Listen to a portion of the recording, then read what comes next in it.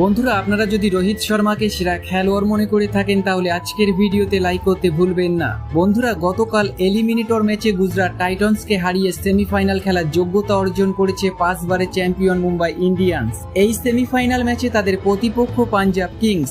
এবারের আইপিএলে পয়েন্ট টেবিলে তারা দ্বিতীয় স্থানে শেষ করেছে।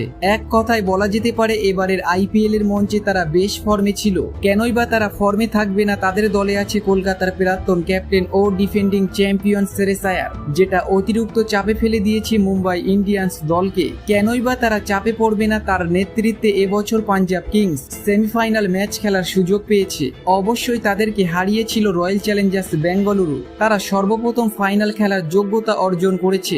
এই রোমাঞ্চকর ডু আর ডাই ম্যাচে যে দল জিতবে তারা সরাসরি বেঙ্গালুরুর বিপক্ষে ফাইনাল খেলতে নামবে। এরই জন্য নিজেদের দলকে ভালোভাবে সাজিয়ে নিতে চাইছেন মুম্বাইয়ের ক্যাপ্টেন হার্দিক পান্ডিয়া। পাঞ্জাবের বিপক্ষে তিনি কোনো রকম ভুল করতে চান না। এরই জন্য ম্যাচের আগে বড় 3টি পরিবর্তন করলেন, যেটি দেখে হতবাক হয়ে গিয়েছে পুরো ক্রিকেট বিশ্ব। এমনকি চাপে পড়ে গিয়েছে পাঞ্জাব কিংস।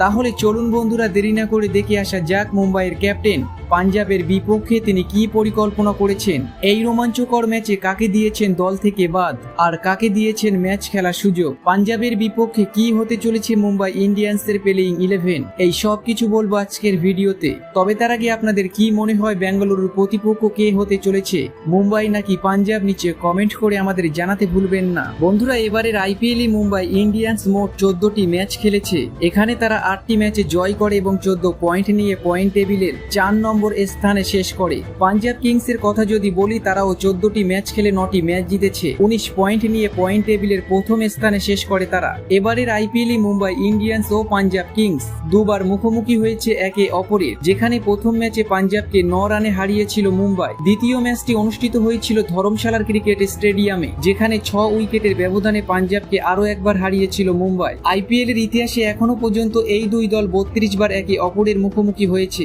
17 বার মুম্বাই পাঞ্জাবকে হারিয়েছে আর পাঞ্জাব কিংস 14 বার মুম্বাইকে হারিয়েছে। সমীকরণের দিক থেকে এখানে এগিয়ে আছে মুম্বাই ইন্ডিয়ান্স, কিন্তু ফাইনাল রেজাল্টটা দেখার জন্য আমাদের অপেক্ষা করতে হবে আর মাত্র কিছু ঘন্টা। রবিবার প্রথম কোয়ালিফায়ার ম্যাচে মুম্বাই ইন্ডিয়ান্স মুখোমুখি হতে চলেছে পাঞ্জাবের বিপক্ষে। 5 বার আইপিএল ট্রফি জেতার অভিজ্ঞতা আছে এই দলের, কিন্তু এখনো পর্যন্ত আইপিএল ট্রফি জেতার স্বাদ পায়নি পাঞ্জাব কিংস। দেশে ফিরে যাওয়ার কারণে দ্বিতীয় এলিমিনেটর ম্যাচ খেলা হচ্ছে না উইলি জ্যাক্স ও রায়ান রিকেলটনদের। তাদের ছাড়াই ম্যাচ জেতার ছক কষেছেন ক্যাপ্টেন হার্দিক পান্ডিয়া। ওপেনিং করতে দেখা যাবে রোহিত শর্মার সঙ্গে ইংল্যান্ডের ভয়ঙ্কর তারকা জনি বেরাস্টোকে। গত ম্যাচের মতো রবিবার 3 নম্বরে মাঠে নামবেন সূর্যা কুমার যাদব। হাঁটুর চোট সারিয়ে মাঠে ফিরেছেন তিলক বর্মা, তাকে দেখা যাবে 4 নম্বরে। 5 নম্বরে থাকছেন অধিনায়ক হার্দিক পান্ডিয়া। 6 নম্বরে ফিনিশার হিসাবে নমনধীরকে খেলানোর সম্ভাবনা রয়েছে মুম্বাইয়ের। আহমেদাবাদে মুম্বাই ইন্ডিয়ান্সের স্পিনার বিভাগের ভার সামলাতে দেখা যাবে মিচেল স্যান্টানারকে। জসপ্রীত বুমরাকে দেখা যাবে অবশ্যই অন্যরূপে পাঞ্জাবের বিপক্ষে। তার সঙ্গে থাকছেন নিউজিল্যান্ডের পেসার টেন বোল্ট ও ইংল্যান্ডের রিচার্ড।